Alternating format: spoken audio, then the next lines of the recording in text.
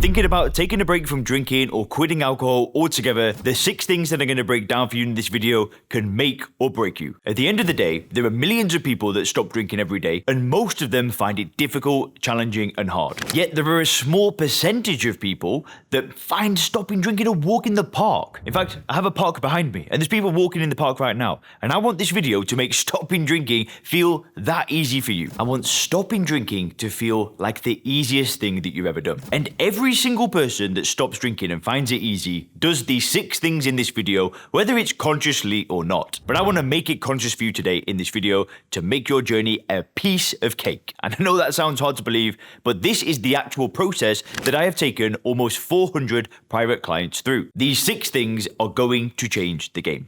And just before we get into the video, if you actually want to get access to a free video training that I can't publish on YouTube that shows you how to control your drinking quickly, then just go ahead and click the link in the description. Again, I can't publish this one on YouTube, so you've got to click the link down below, put your name and email address in, and then a new video will start playing that shows you my new method to get in control of your drinking in as little as 48 hours. That video goes extremely deep. I can't publish it in public online, so click the link down below, and now let's get into those 6 things.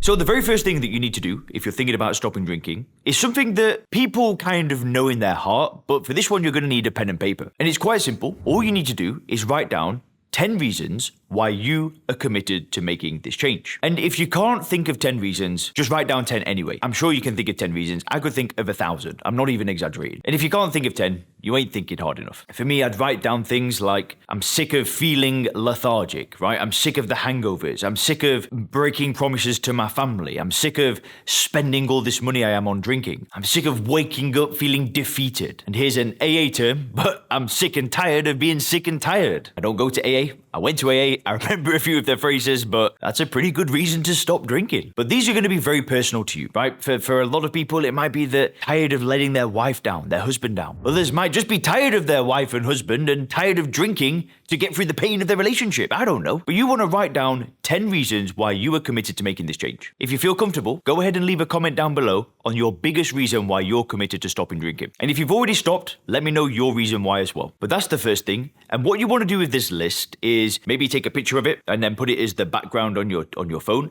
You basically want to put it in a place where you're going to see it. Don't just write it and then hide it away. Have it in a place, I don't know, on your fridge, on a magnet on your fridge. Have it as the background of your I don't know, on your desk. Like put it on a piece of paper and put it there where you'll see it every morning. Just put it in a place where you'll be reminded of it. Oh, there's another good one. I can't remember the real name, but the visor on a car, you could have it at the top there. Because what can happen is when you're a month into things, 6 weeks into things, 8 weeks into things, we can forget what it was like when we were drinking. So we need to remember why we're doing this in the first place, because otherwise those thoughts will start coming into our head of, oh, Leon, just have one. It'll be different this time. And we need to be like, whoa, hang on. I remember what it was like. Now, finding your why is a very important step. And it's actually something that I do before people join my program. On that first call that we have together, we dive deep into their why. Like, why do they want to make this change? Because when you verbalize it and you know it and you verbalize it to somebody else, it could just become a lot more powerful. So if you want to book a call to see if my program's a good match and dive deeper into your why and see if my method could work for you, you can click the link in the description. But I want to give it all away for free in this video. So you don't need to do that right now.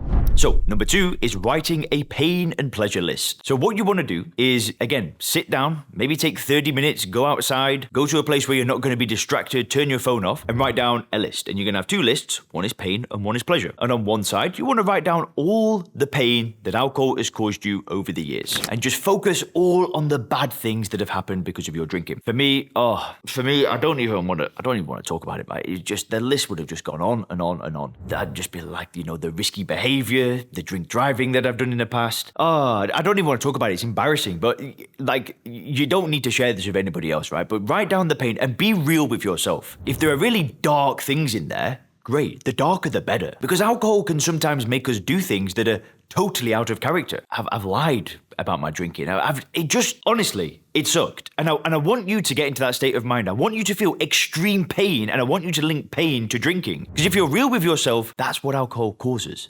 It's pain, immense pain. So go deep here. And then on the other side of the list, I want you to write down the pleasure that you can experience in your life as a result of not drinking. Now, if you've had a period of your life where you've not drank for a prolonged time, like let's say you've not drank for 6 months, this list will be very easy for you to write. However, if you've never really gone a prolonged period without drinking before, or it's been a long time since you have, then this pleasure list can be a little bit tricky because quite often people are afraid. People don't think that their life will be better when they stop drinking. So if you're struggling with the pleasure list, maybe just think, okay, how would life be different if I drank less? Or maybe think, okay, how would my life be if I'd never have drank? You've kind of got to trick yourself into writing this list. For me, it was so easy because I'd had so many periods of my life without drinking that, I was immediately writing, well, I'd have more money, I could start a business, I'd have more confidence, I'd be able to get a better relationship, I'd be able to make more interesting friends. I just went, I could write really quickly. But sometimes when I talk to clients and talk to people that want to help stopping drinking and I ask them this question, it can take a bit of time to get it out of them. But anyway, write down some of the great things that can happen in your life once you've got rid of alcohol.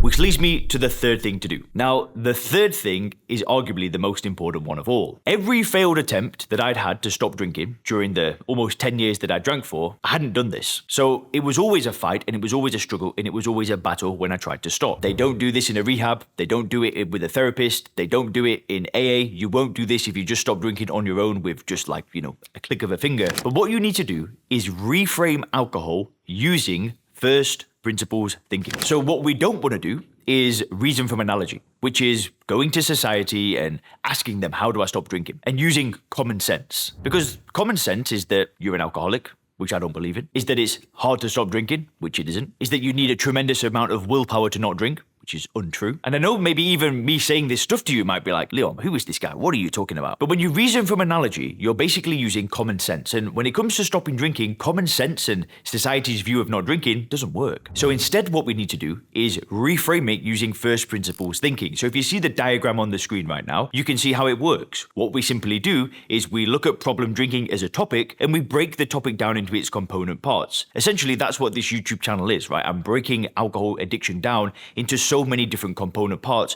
to help you reframe the way that you view alcohol. I guess the problem with my YouTube channel is videos are sporadic, right? It's little bits here, little bits there. And I think that if you spent long enough watching this channel, you would get into a state of mind where you don't want to drink, the state of mind that I'm in. And this is something that I do in my program, right? We use first principles thinking where I have more of a system, right? Where it's like, we dive into this, we dive into this, we dive into this. But you want to reframe the way that you view alcohol because most people see alcohol as a beneficial thing, as something that adds value in their life. But where we want to get to is we want to see alcohol as poison, as ethanol, as something that does nothing for us. And I promise you, once you're there, you will know it.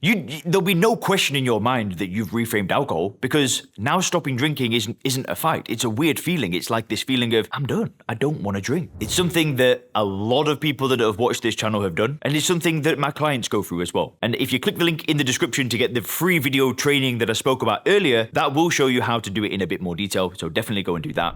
So the fourth thing that you want to do is you want to be accountable to an independent third party. This can't be your mate. This can't be your wife or your husband. This can't be your kid. This needs to be an independent third party, and it needs to be somebody that you respect. For some people, they're going to find this in their gym. They're going to hire a personal trainer. The personal trainer is going to say, okay, we're doing health this, health that, not drinking alcohol. And you explain to them, right, yeah, the reason why I want to hire you is because I want to be accountable to somebody for my health and my fitness, and not drinking is part of that. Some people will find it there. Some people will find a stop drinking coach. They'll find somebody that works specifically in that domain, and then they'll work with them. But I'll tell you why it's important to be accountable to somebody else. So I have been a personal trainer. I've had a personal training business. I've worked with dozens of clients in that domain. I know all of the theory behind getting somebody to change their lifestyle when it comes to health and fitness. However, I still will hire personal trainers for myself. They've got to be good, but I will get coaches when it comes to health and fitness because it's not about the theory, right? It's not about do this workout. I can write a workout program. I can write a nutrition plan. It ain't about that. It's about being accountable to somebody that I respect. And I respond really well to having a coach. I've spent, I'm not even going to tell you how much, but it's tens of thousands that I've spent on coaching because when I put my skin in the game, when I invest in a coach, when I have somebody that I respect, that I'm accountable to, and I'm taking action, the chance of me succeeding, I'm not even exaggerating, it's probably 99%, whereas doing it on my own might be 15. Why would I not pay money to expedite a result? But I think the most important thing is when you're finding a coach is you need to find somebody that you respect. I'll give you an example. When I was starting my business, my friend sent me this business coach, and he's like, Leon, you've got to check this guy out. He's so good. And I watched him, and he was he was out of shape. He didn't really dress very clean. He just wasn't somebody that I wanted to emulate. He looked a bit scruffy. His videos weren't very nicely polished. And then there was somebody else who was more of somebody that I respected. He seemed, a lot more clear in his thinking. He looked smart. He looked professional. He spoke with a lot more clarity. And I was like, but hang on, the information is pretty much exactly the same. And I went with the person who I respected because I want to find a coach who I respect. I don't want to let this person down. If I didn't have any respect for the person, then the relationship would never work. Number 5, the fifth thing to do is to decide. And when I say decide, right, when it comes to actually stopping drinking, the decision needs to be clear cut. If you're serious about making a change with alcohol, there cannot be an attempt, there cannot be 30 days, there cannot be a week without drinking. You need to make a clear decision. And what a decision really is it's cutting off all possibility of anything else to happen. And you know what? We're going to leave that point there because I can't make the decision for you. I can't do anything for you when it comes to making the decision. This is one thing that's personal to you. You need to go and sit away, lock yourself away, and get into a state of mind where you decide to make a change. I can't do it for you. You've got to do that for yourself. And you can do it. I know you can. I believe in you. You wouldn't have watched this far into the video if you weren't serious. So let's presume that you've made that decision. Maybe you've paused the video, you've gone for a walk, you're back right now. I don't know. Now, the sixth thing that you need to do is something that is so important, but everybody seems to do the opposite. What everybody seems to do is go to the past. They want to stop drinking. They're going to look at trauma. They're going to look at making amendments to people in AA. They're going to go sit with a therapist, with a counselor, and they're going to talk about all the bad things that have happened in their life. And if you want to do that, I'm not here to stop you, but everybody does this, but what nobody does is focus on the future. Nobody creates a vision for their life. But if you don't have something that you're working towards, what's the point of stopping drinking? No offense, I'm not trying to, scare you out of doing this, but if you want to stop drinking and make no changes, you don't want to change your body, you don't want to change your health, you don't want to change your relationships, you don't want to improve your life in any way, then I'm sorry, but what's the point? See, one of the best things you can do is create a vision for your life, is to imagine the ideal. Right? If you could be perfect for 10 years and keep making progress, your body could look a certain way, your bank could look a certain way, your career could look a certain way, your relationship could look a certain way, your environment could look a certain way, the materials that you own could be a certain way. If you could really stick on this path of not drinking, there is no limit to how great your life could be. But it's important to design that, right? It's important to have that ideal to work towards, and that you want to work towards it every single day. Because in a year from now, in 6 months from now, in even 3 months from now, people are going to say, what are you doing differently? Your skin's changed.